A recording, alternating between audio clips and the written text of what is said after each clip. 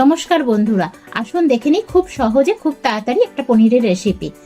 পেঁয়াজ, ক্যাপসিকাম, কাঁচা লঙ্কা, টমেটো কেটে নেব আর একটু আদা রসুনের পেস্ট নেব। একটা পাত্রে কাশ্মীরি গুঁড়ো লঙ্কা, নর্মাল লঙ্কা, আদা জিরে গুঁড়ো, ধনে গুঁড়ো, চিনি, নুন, সাদা তেল একটু মিক্স করে নেব।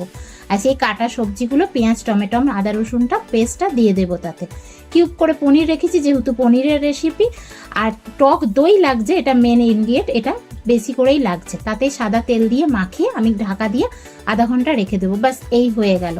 তারপরে একটা পাত্রে সাদা তেল গরম করে ওটা আমি দিয়ে দেব, যেটা মিক্স করে রেখেছি। আর ওই পাত্রটা যাতে রেখেছিলাম তাতে খানিকটা জল দিয়ে সেই ধোয়া জলটা আমি দিয়ে দেব। ব্যাস এইটুকুই। আর এটাই ফুটতে থাকবে, আস্তে আস্তে তেল ছাড়বে। একবার করে দেখে ঢাকাটা খুলে আমি খুন্তি দিয়ে নেড়ে নেব। এর মেন উপকরণ হলো কসুরি মেথি। নাবানোর আগে কসুরি মেথিটা হাতে একটুখানি পিষে নিয়ে শুধু দিয়ে নাবিয়ে নেব। আপনাদের তৈরি হয়ে গেল টেস্টি পনিরের রেসিপি। দেখতে চ্যানেলটা সাবস্ক্রাইব করুন। নমস্কার।